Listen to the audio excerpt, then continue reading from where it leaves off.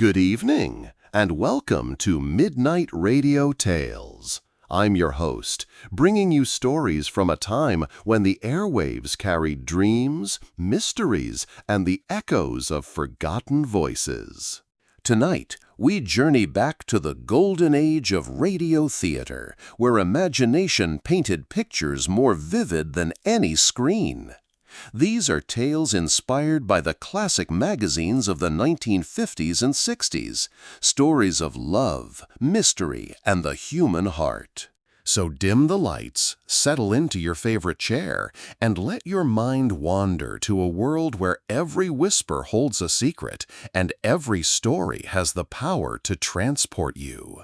If you enjoy tonight's journey, please subscribe to Midnight Radio Tales and join our community of dreamers and storytellers. Now, let us begin.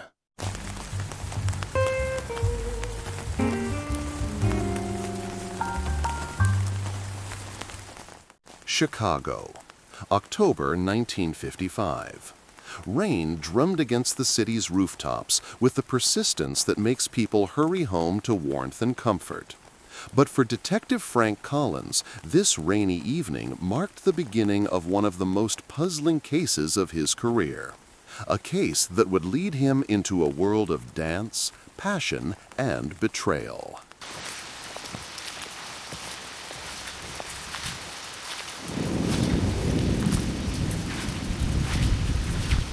The Stardust Ballroom on the North Side was usually filled with life and music, but on this night, it was shrouded in the silence of death.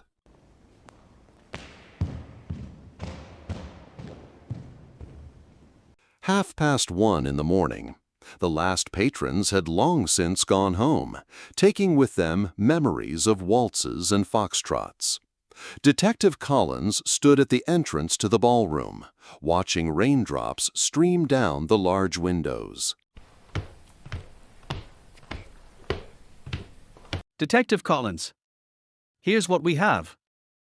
Go ahead, Sergeant O'Malley. Body was found in the storage room behind the stage. Victor Romanov, 38 years old, owner of the establishment. Single gunshot to the chest, close range. Time of death? Doc Hansen says between 11 and midnight. No weapon found. Collins nodded, shaking raindrops from his hat.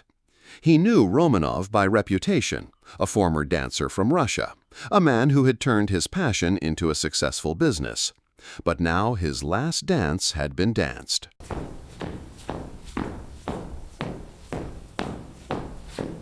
Inside the hall, the aroma of perfume and cigarettes still lingered, mixed with the scent of polished wood. A large mirror ball slowly turned beneath the ceiling, casting ghostly reflections across the empty dance floor. Who found the body? The cleaning lady, Mary Kelly. Came in at 2 a.m. as usual. The storage room door was ajar, light was on. Where is she now? At home. In shock, but ready to give a statement.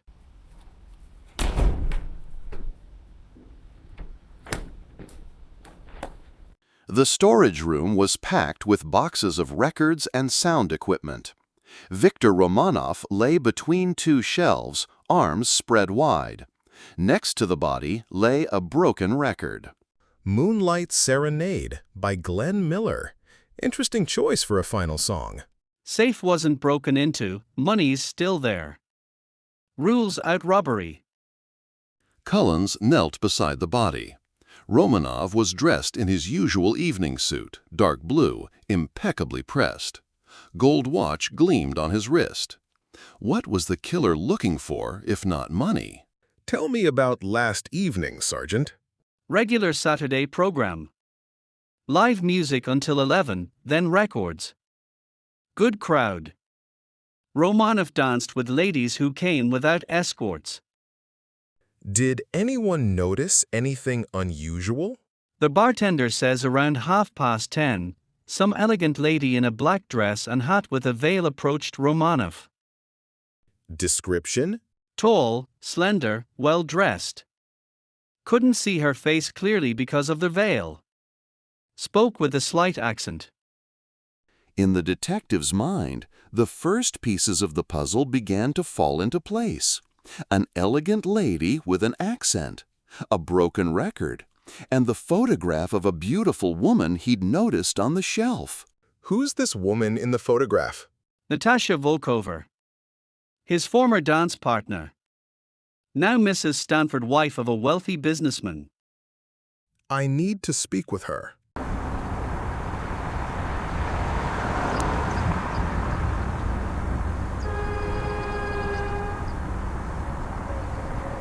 Morning found Collins in a cafe across from the police station. The rain had stopped, but the sky remained gray as his mood. The murder at the dance hall promised to be a complex case.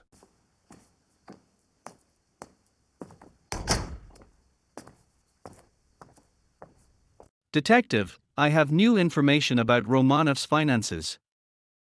I'm listening. Business was doing well enough, but he regularly sent money to Europe. $500 every month for 2 years. To whom? Address in Paris. Could be relatives. Or blackmail.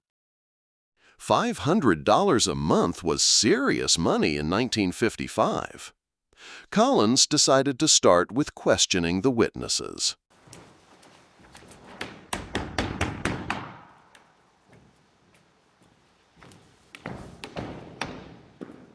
Bartender Joe McCarthy lived in a small apartment above an Italian restaurant. A man in his 50s, with tired eyes and hands trembling from too much drink. Detective Collins? Come in, come in. Terrible business with Mr. Romanov. Mr. McCarthy, tell me about the woman in black. She showed up around 10:30. Elegant, expensively dressed. Walked straight up to Victor. What did you hear of their conversation?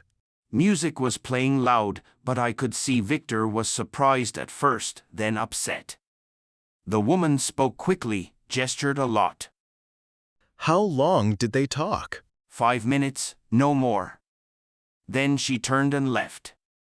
Victor watched her go, then went to his office. Had you seen this woman before? You know. Something about her seemed familiar. Her walk, maybe. But I couldn't see her face because of the veil.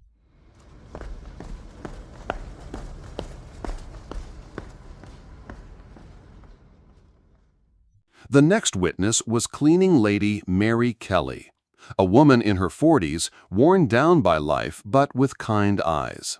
She lived in a working-class neighborhood in a small house with 3 children. Mr. Romanov was always polite to me, Detective, not like some other bosses. Tell me what happened last night. I came in at 2 a.m., as usual, turned on the lights in the hall, got my bucket and mop, noticed the light was on in the storage room. Was that strange? Yes, Mr. Romanov always turned everything off before leaving. I swept the hall first, then went to the storage room. The door was ajar.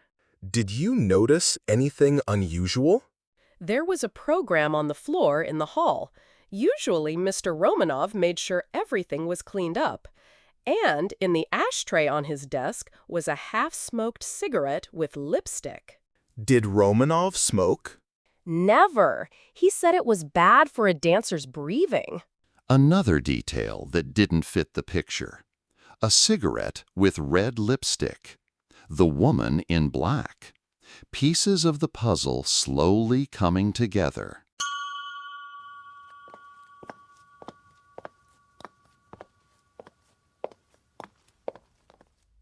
The Stanford Mansion on Lakeshore Drive was impressive in its grandeur.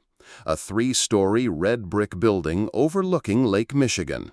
The butler led the detective into an exquisite living room.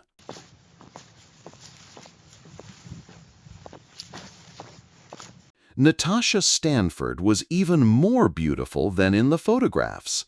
Tall, graceful, with aristocratic features and piercing green eyes. She wore an elegant black dress.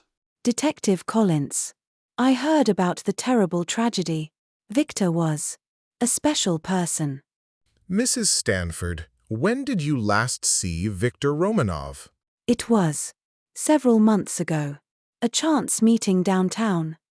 Did you maintain contact after your marriage? No. My former life is in the past. I'm happy in my marriage to Richard. Collins studied her face, trying to determine if she was telling the truth.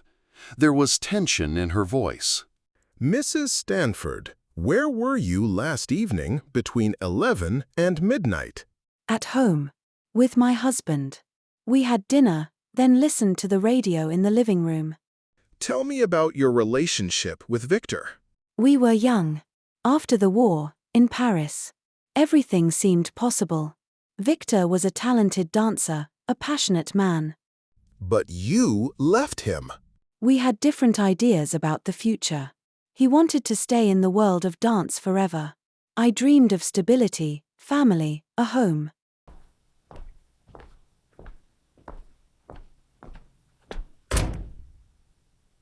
A man in his 50s entered the living room, tall, graying, in an expensive suit. Richard Stanford looked like a typical successful businessman. Natasha, darling, what's happening?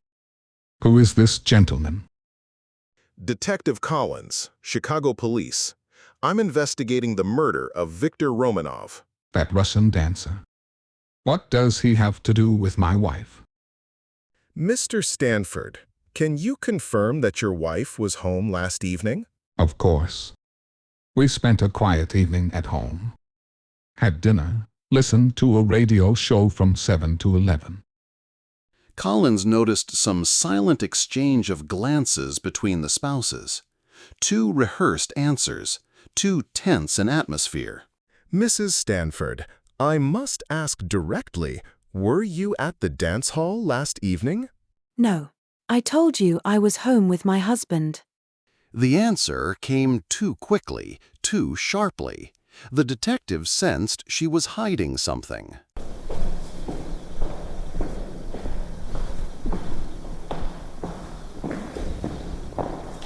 That evening, Collins returned to Stardust.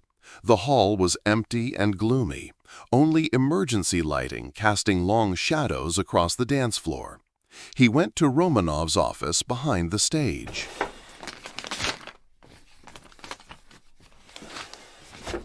In the desk, the detective found a folder with personal letters.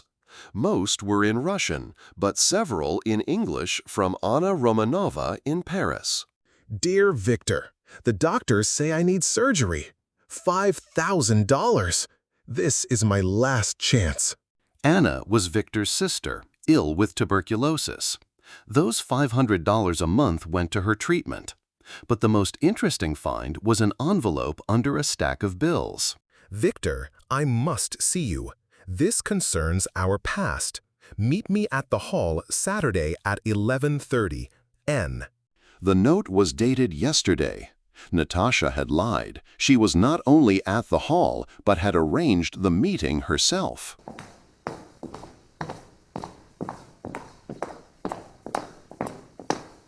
Suddenly, footsteps echoed in the hall. Collins turned off his flashlight and carefully peered out of the office. A female figure in a dark coat moved across the hall. Mrs. Stanford. Detective. I didn't expect you here. What are you looking for here? I came to say goodbye to Victor. This place meant so much to us. Or are you looking for something you left here last evening? Natasha paled. Her hands trembled. Her eyes filled with tears. I don't know what you're talking about.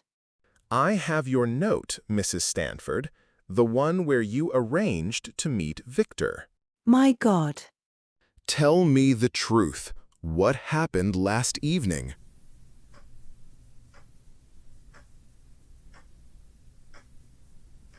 Natasha Stanford slowly sank into a chair by the wall. Her elegant mask finally fell away, revealing an exhausted, desperate woman. I didn't want to kill him. I swear, I didn't want to. Tell me everything from the beginning. 3 months ago, Victor started calling me. He found out. He found out about my past. What past? In Paris, after the war. I wasn't just a dancer. I worked at a club where wealthy men met. Some of them were influential people with dark secrets. Collins began to understand. Natasha wasn't just a dancer. She was part of a world where information was valuable. I had photographs, documents, insurance in case something went wrong. When I married Richard, I thought all that was behind me. But Victor found out about it. He found my old things when he was clearing out our shared photographs. Letters, documents. He understood what power that could give him. He was blackmailing you? At first, he just wanted me to come back to him. Said he'd tell Richard about my past if I didn't leave my husband. Now the picture was becoming clear. Viktor Romanov, desperate to win back his love, had resorted to blackmail. But yesterday, something changed. His sister in Paris.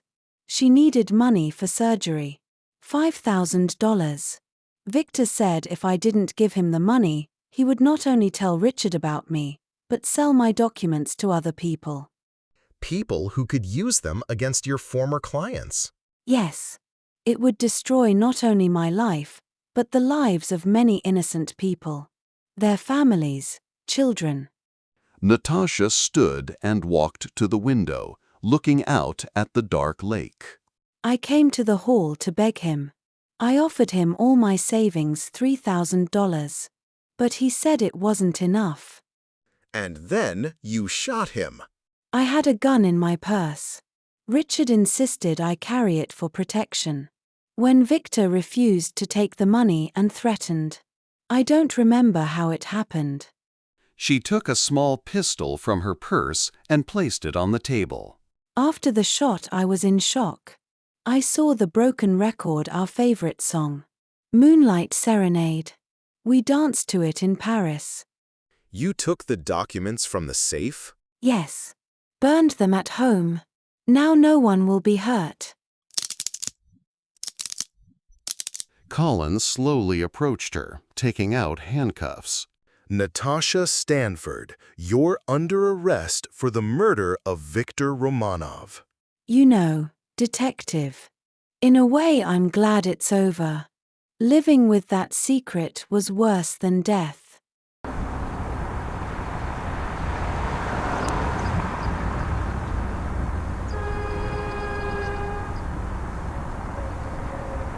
A week later, the Stardust Ballroom was sold to a new owner.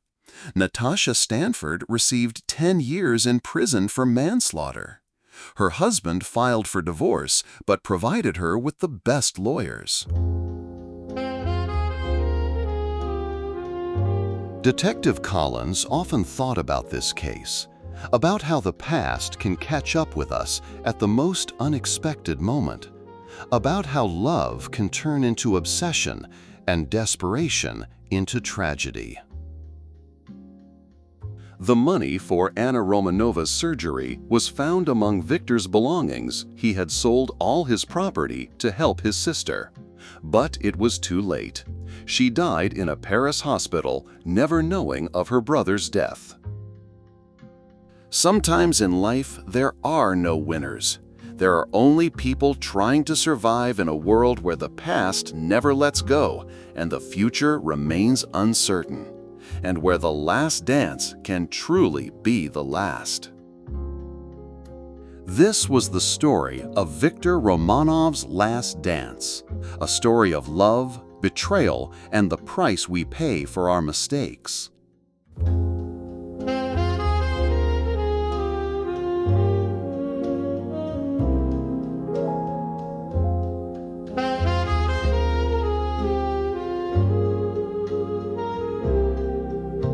In a ballroom filled with shadows where the music used to play, I can hear the distant echoes of a love love that slipped away.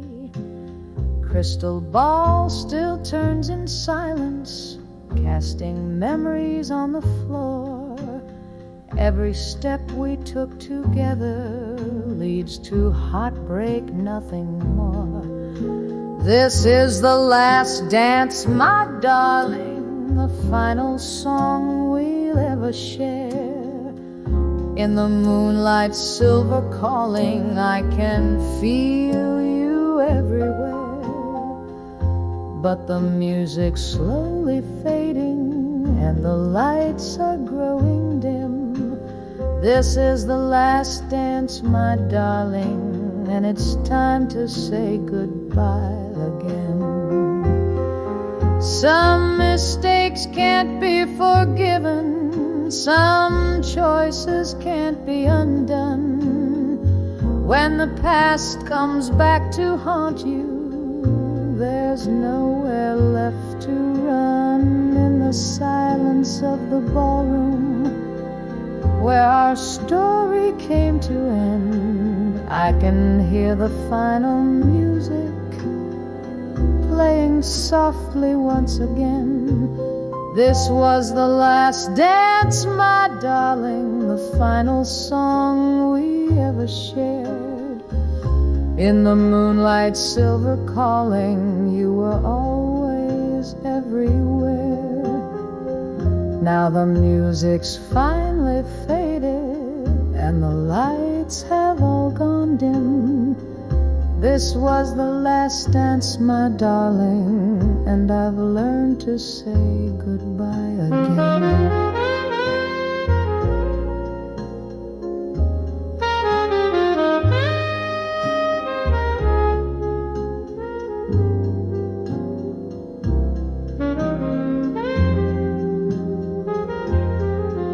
In the ballroom filled with shadows, where the music used to play.